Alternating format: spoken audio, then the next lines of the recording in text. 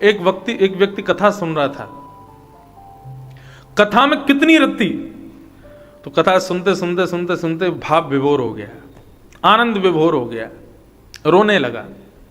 हे नाथ दर्शन दो, हे नाथ कृपा नाथ, ऐसे करके रुदन करने लगा।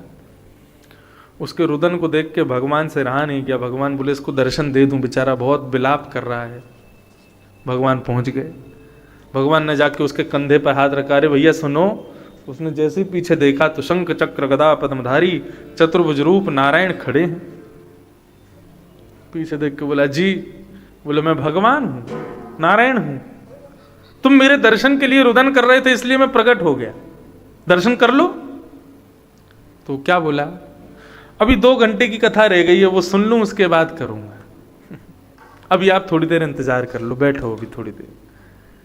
कथा में ऐसी रति हो कि विपिन राज सीमा से बाहर हरिहु को नाही निहार, रेमन वृंदा विपिन विहार।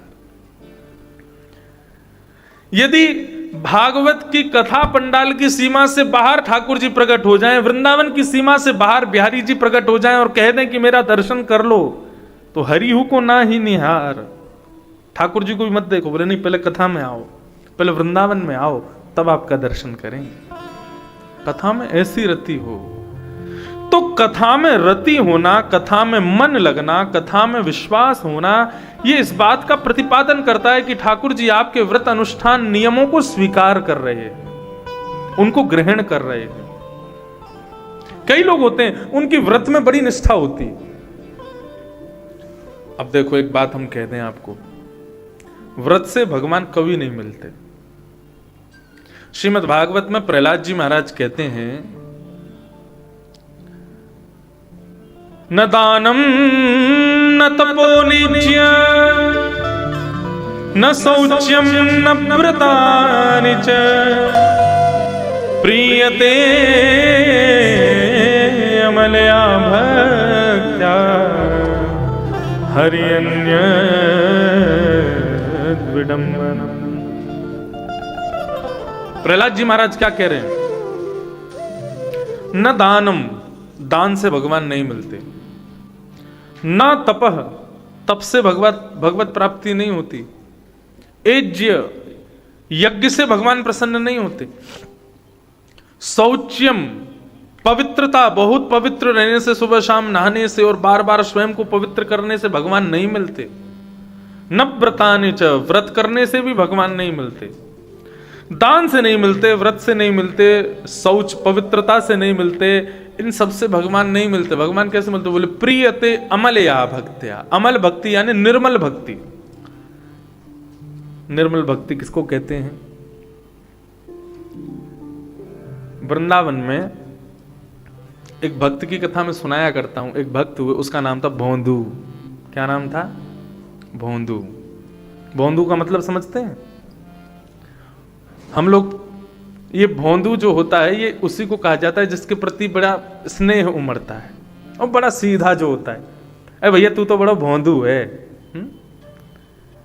भोंदू शब्द को सुनकर के सुनने वाले को बुरा भी नहीं लगता, अच्छा शब्द है, प्यारा शब्द है भोंदू। लेकिन किसको कहा जाता है? बड़े सीधा जो होता है उसको भोंदू कहा जाता है। तो वृंदावन में एक संत रहते थे, उनकी गौशाला में गायों की सेवा एक भक्त करता था, उसका नाम था भोंदू।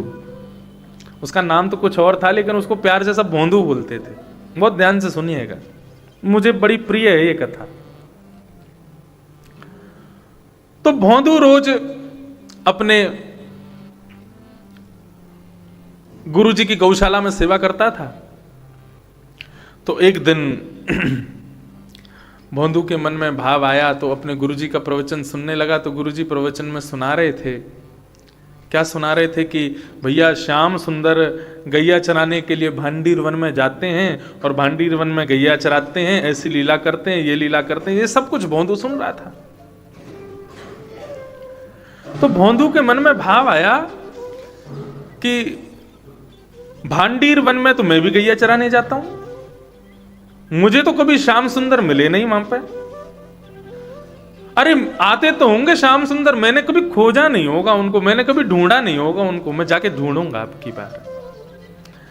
अब तो महाराज भोंदू जैसे ही गया तो भांडीर वन में जाकर के और खोजने लगा, श्याम सुंदर कहाँ हैं, मुरली मनोहर कहाँ हैं, श्री राधा रमन लाल कहाँ हैं। इस प्रकार से जब भांडीर वन में खोजने लगा तो नित्य खोजता कि ठाकुर जी मुझको मिल जाएं।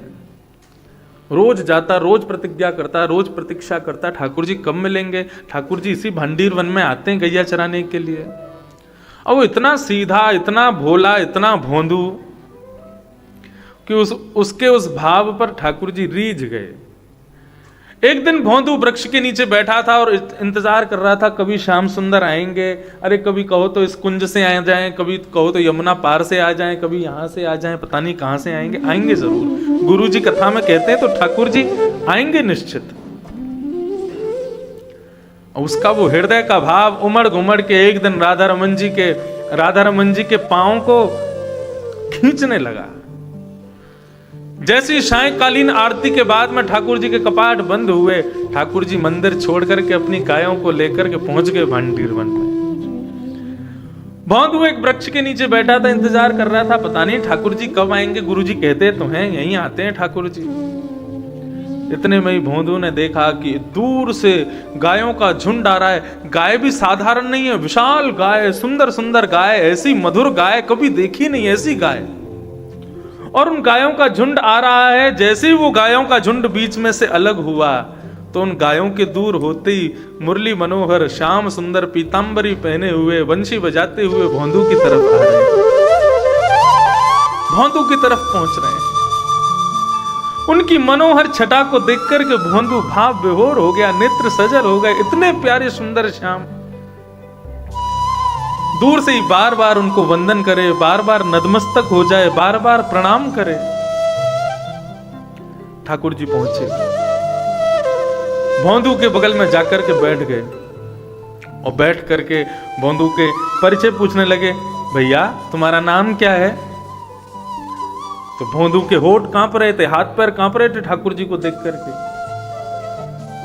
कभी मुकुट की ओर देख रहा है, कभी उनके नेत्रों की ओर देख रहा है, कभी कुंडल की ओर देख रहा है, कभी ठाकुर जी के सर्वांगीण अंग को देख रहा है। ठाकुर जी बोले, भैया मैं तोते पूछ रहा हूं, तेरा नाम क्या है। तब भोंदू बोलो, मुझे प्यार से सब भोंदू बुलाते हैं, मेरा नाम भोंदू है। अब जैसे ही ठाकुर जी ने सुना भोंदू तो ठाकुर जी बड़े हंसे, बोले तेरा नाम भोंदू है। बोले हाँ मेरा नाम भोंदू है। उसके भोंदू नाम को सुनकर के ठाकुर जी इतना हंसे, उसको अपने गले से लगा लिया। बोले आज से तू मेरो सखा और मैं तेरो सखा, ठीक है। भोंदू बोला, अरे भैया बड़ी कृपा, हमने तो आज तक गुरुजी से प्रवचन में आपके बारे में सुना था, हमने तो गुरुजी से सुना था आप इतने सुंदर हैं, आपके कमल जैसे नेत्र हैं, आप मोर मुकुट धारण करते हैं, आप मकराकृत कुंडल पहनते हैं, आप गले में वैजंती माला पहनते हैं, आपको जो रंग है वो श्याम वर्ण है, आप पीतांबरी पहनते हैं, आप में से चंदन की सुगंधी आती है। आज सब कुछ अनुभव हो रहा है, आपको देख करके मन बड़ा प्रसन्न हो रहा है। निश्चित हमारे गुरुजी ने भी आपका दर्शन किया होगा, इसीलिए यथा उचित आपका दर्शन करा भी देते हैं अपने प्रवचन में। भगवान बोले अब इतनी बात मत करे, ये बता खावे पीवे को कहा है तेरे पास। भोंदू ने एक पोटली निकाली, उस पोटली में 4 रोटी थी और बीच में गुड़ रखा था। ठाकुर जी बोले मुझको भूख लगी जल्दी दे। तो बोले अब रूखे गुड़ से खा लोगे आप रोटी। ठाकुर जी बोले हम पाएंगे, जल्दी लगा। और उसने गुड़ के टुकड़े किए, रोटी के ऊपर लगा करके और रोटियों को घुमा के उसकी पुंगी सी बना के ठाकुर जी को दे दी। ठाकुर जी उसको पाने लगे। 1 पा गए, 2 पा गए, 4 रोटी लाया था, चारों ठाकुर जी पा गए। भोंदू ने देखा मेरे काजे तो छोड़ी नहीं आपने, मैं तो भूखा ही रह गया। ठाकुर जी बोले कल से एक काम करियो, दुगनी लेके आइयो, तू भी खाइयो मैं भी पाऊंगा, ठीक है। भोंदू बोलो ठीक है कल से ले आऊंगा। और ऐसा कह के ठाकुर जी अपनी गैया लेके इधर चले गए, भोंदू अपनी गाय लेके। बार बार पीछे मुड़ के भोंदू देखे और बड़ा प्रसन्न हो गए। भोंदू शाम को आया, अपनी गायों को गौशाला में विराजमान करके गुरुदेव के प्रवचन को सुनने लगा और नेत्र बंद करके उसी मनोहर छवि का दर्शन करने लगा। उसने गुरुजी से कुछ कहा नहीं, उसको लगा ठाकुर जी सबको दर्शन देते हैं, गुरुजी को भी देते होंगे, मेरे भाग्य थोड़े बाद में जगे इसलिए मुझे आज दर्शन हुआ इतने वर्षों बाद। उसको लगा सबको पहले से ही दर्शन होता रहता होगा, इसलिए उसने किसी से नहीं बोला। दूसरे दिन भोंदू दुगनी रोटी ले जाने लगा।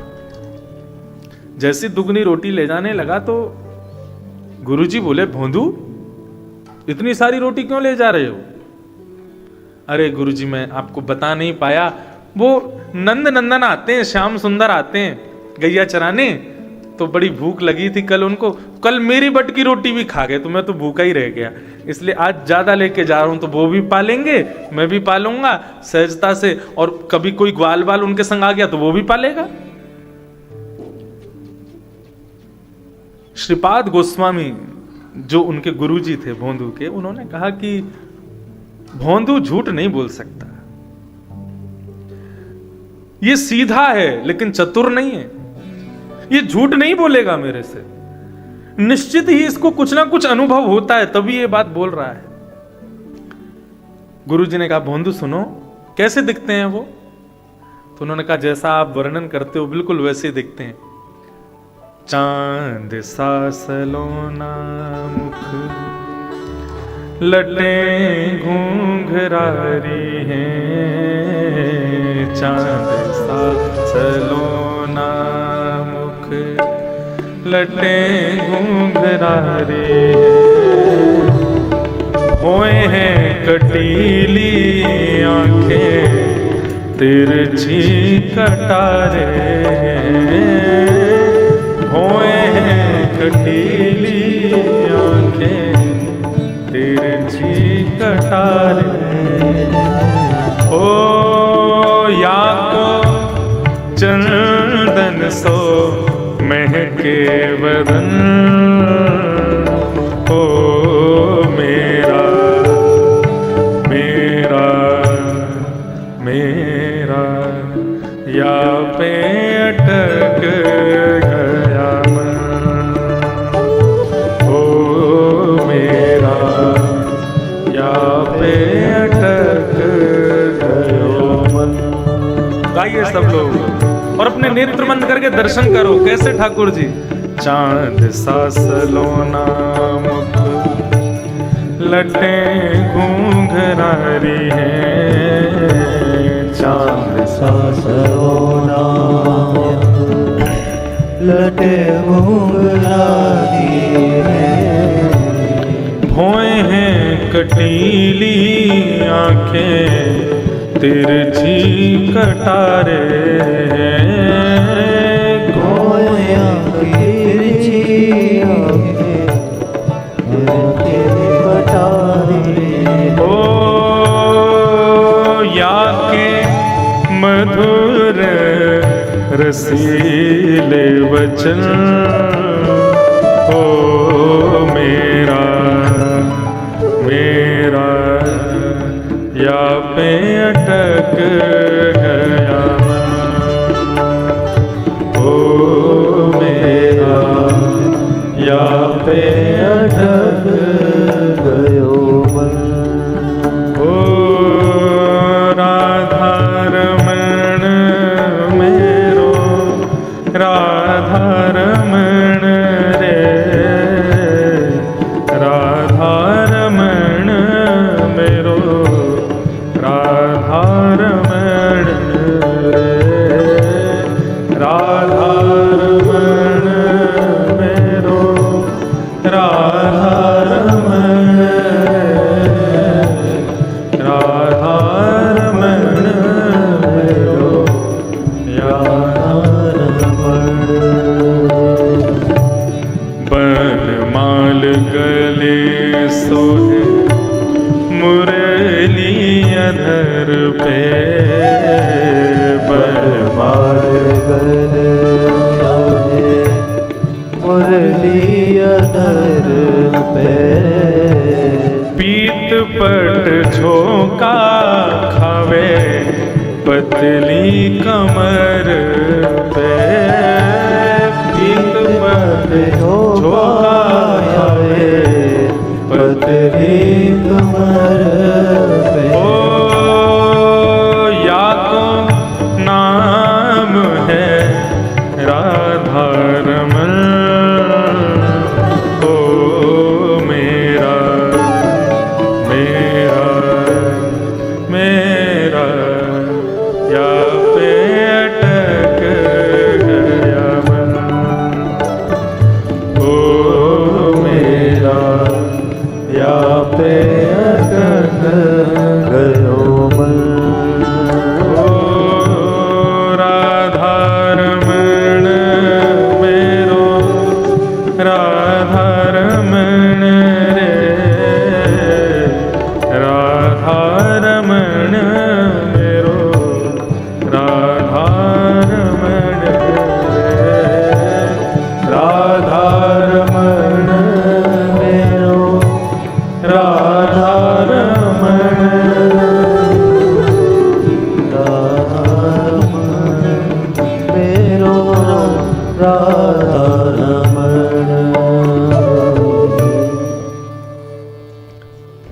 अपने गुरुजी को बता रहे हैं कैसे हैं श्याम सुंदर।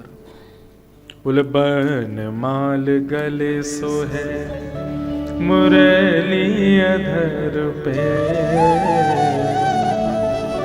पीत पट झोंका खावे पतली कमर,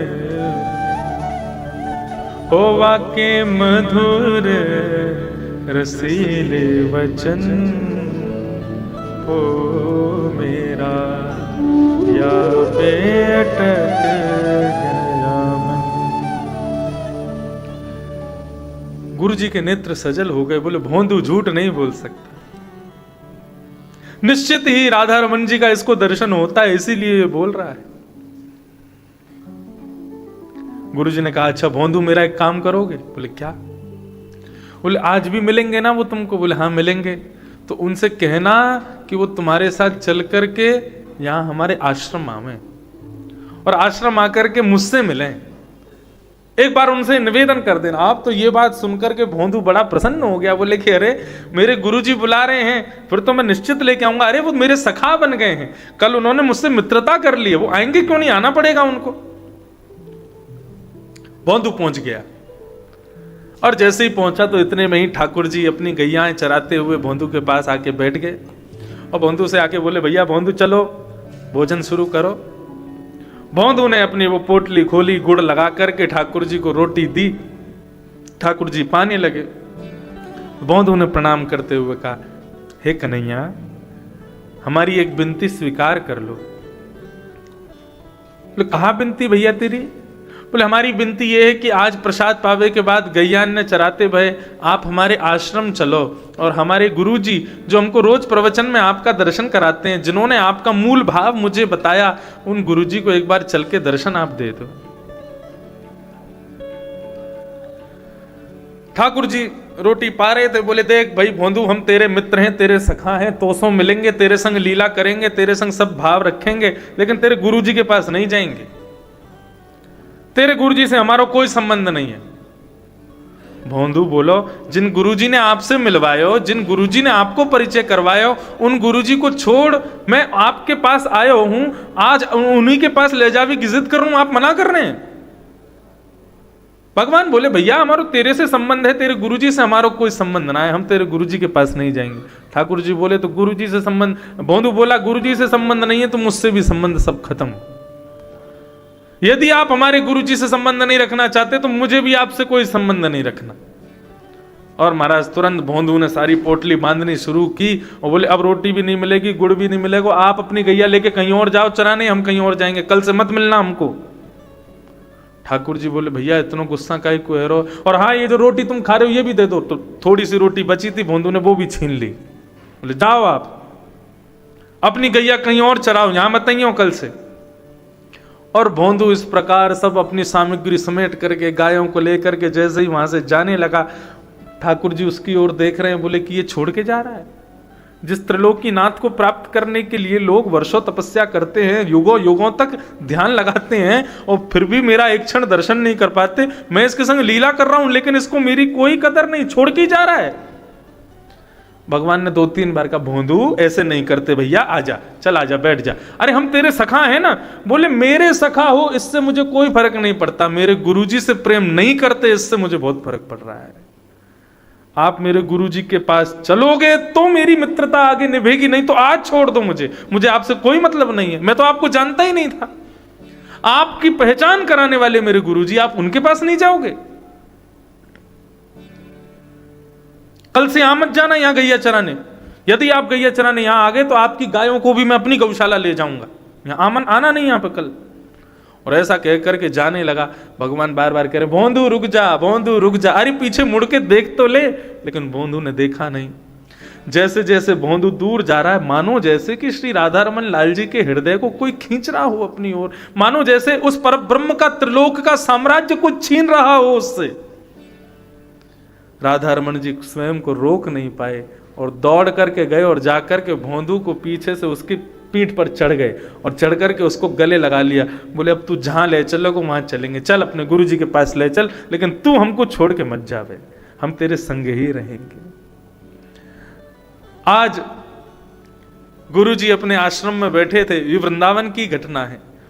बैठ करके माला जप रहे थे, तभी देखा कि भोंदू गाय चराता हुआ आ रहा है। तभी क्या देखा, गौर से देखा तो भोंदू के कंधे पर लिपटे हुए उसकी पिद्दी पर चढ़ करके स्वयं श्री राधा रमन लाल उसके साथ पधार रहे हैं। ये मंगल दर्शन करके गुरुदेव ने आज भोंदू को प्रणाम किया और आज ये बात वे समझ गए कि विद्वत्ता से ठाकुर जी प्राप्त नहीं होते, व्रत नियम करने से ठाकुर जी प्राप्त नहीं होते, वृंदावन की घूम घूम करके परिक्रमा लगा के पैर घिसने से ठाकुर जी प्राप्त नहीं होते, मालाएं रगड़ने से, हाथ घिसने से ठाकुर जी प्राप्त नहीं होते। आपका निर्मल भाव कैसा है, वो निर्मल मन कैसा है, वो मन कितना श्रेष्ठ है, उससे ठाकुर जी प्राप्त होते हैं।